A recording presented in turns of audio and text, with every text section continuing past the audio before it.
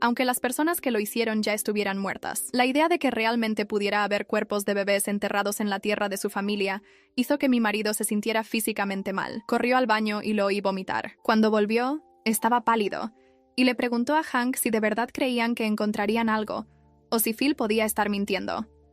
Hank dijo que Phil había dado detalles muy específicos sobre los lugares y los métodos que hacían pensar que decía la verdad.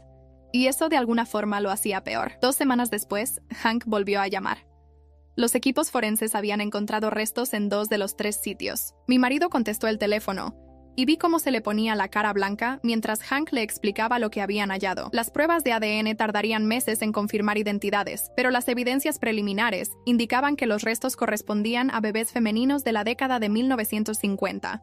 Eso significaba que Phil había dicho la verdad al menos sobre parte de los crímenes de la familia. Realmente había bebés muertos enterrados en la propiedad, bebés que habían sido asesinadas solo por ser niñas. Mi marido colgó y se sentó en el sofá mirando al vacío casi 1 hora. Nuestra hija mayor le preguntó por qué parecía tan triste, y él le dijo que acababa de enterarse de algo muy malo sobre su familia de mucho tiempo atrás. Ella se subió a su regazo y lo abrazó, y eso lo hizo llorar otra vez. Esa noche no pudo dormir, y lo encontré sentado en la habitación del bebé, mirando dormir a nuestra hija pequeña en su cuna. Susurró que no podía creer que su propia abuela y bisabuela hubieran asesinado bebés de verdad, que no eran solo historias familiares o exageraciones, sino asesinatos reales.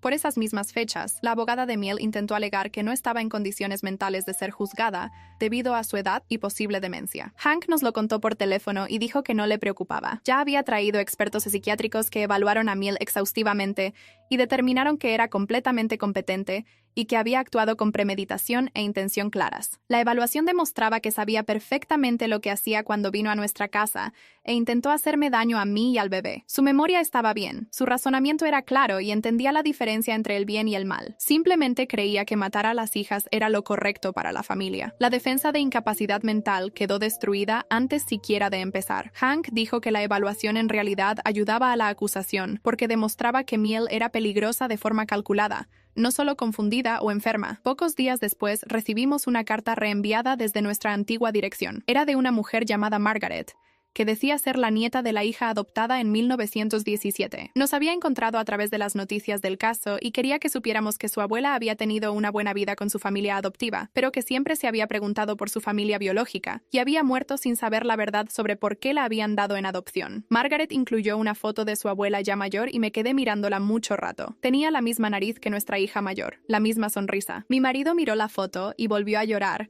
porque demostraba que su familia había estado mintiendo, sobre todo durante tantísimo tiempo. Llamamos a Margaret y quedamos en vernos en una cafetería a medio camino entre nuestras ciudades. Cuando entramos con nuestra hija mayor, Margaret se levantó y soltó un grito ahogado. Miró a nuestra hija y luego la foto que había traído de su abuela. El parecido familiar era evidente al instante. Misma nariz, misma sonrisa, la misma forma de ladear la cabeza cuando pensaba. Margaret empezó a llorar y dijo que era como ver el fantasma de su abuela de niña. Nos contó que su abuela había sido feliz con sus padres adoptivos, pero siempre sintió que le faltaba algo. Siempre se preguntó por qué su madre biológica la había entregado. Ahora Margaret entendía que no había sido una elección. Había sido la familia obligándola para ocultar un embarazo fuera del matrimonio y mantener sus mentiras de que no tenían hijas. Conocerla fue extraño, triste y bonito al mismo tiempo. Se parecía muchísimo a nuestra hija mayor, lo que demostraba que definitivamente pertenecía a la línea de sangre familiar.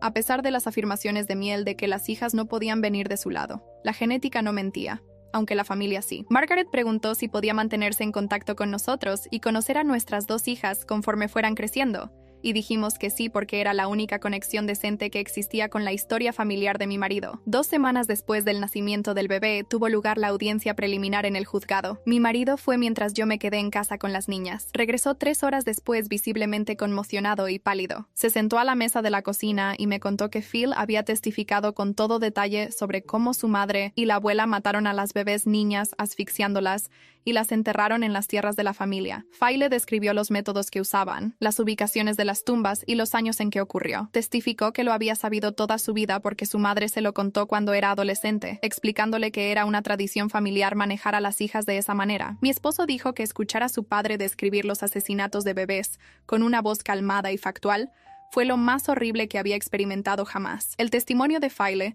reveló que todo el mito de no nacen niñas fue creado deliberadamente en la década de 1920 para explicar por qué las hijas seguían desapareciendo de la familia. Los ancianos de la familia decidieron que era mejor alegar una imposibilidad genética que arriesgarse a preguntas sobre bebés desaparecidos. Difundieron la historia en las reuniones familiares, se la contaron a vecinos y amigos, y con el tiempo todo el mundo la aceptó como un hecho. Para cuando nació mi esposo, el mito estaba tan arraigado que nadie lo cuestionaba. Se convirtió en orgullo familiar en lugar de vergüenza familiar. La idea de que su linaje era tan fuerte y masculino que no podía producir mujeres. La verdad era que habían estado produciendo mujeres todo el tiempo, y las mataban.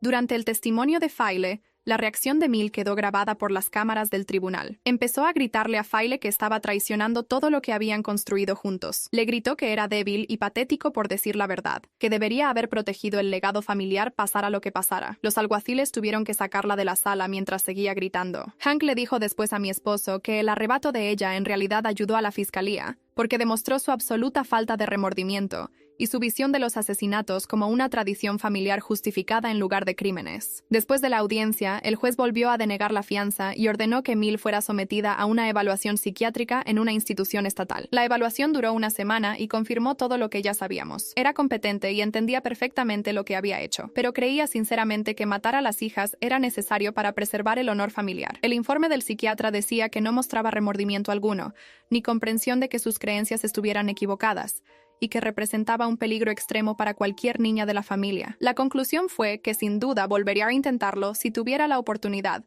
lo que la convertía en demasiado peligrosa para ser liberada jamás. 2 semanas después de la evaluación, empezamos a ir a una terapeuta que trabaja con familias que han sufrido pensamiento tipo secta y abuso. Su consulta era pequeña y acogedora, con sillones suaves y juguetes en una esquina para los niños. Nos explicó que Mill había crecido escuchando el mito de que no nacían niñas y que realmente creía que las hijas traían vergüenza a la familia. Eso no excusaba lo que Mill había hecho, pero nos ayudó a entender cuán profundo era ese convencimiento. La terapeuta dijo que Mill no estaba loca en el sentido legal. Había sido lavada el cerebro por generaciones de mentiras y violencia familiar. Nuestra hija mayor empezó a tener pesadillas con una abuela aterradora. Aunque no estuvo presente cuando Mill irrumpió en nuestra casa, se despertaba llorando y preguntando si la señora mala iba a volver. La terapeuta nos explicó que los niños captan el estrés de sus padres aunque intentemos ocultarlo. Nos recomendó terapia de juego familiar para que nuestra hija pudiera representar sus miedos con muñecos y juguetes. Fuimos 2 veces por semana, y poco a poco, nuestra hija empezó a dormir mejor. Mientras tanto,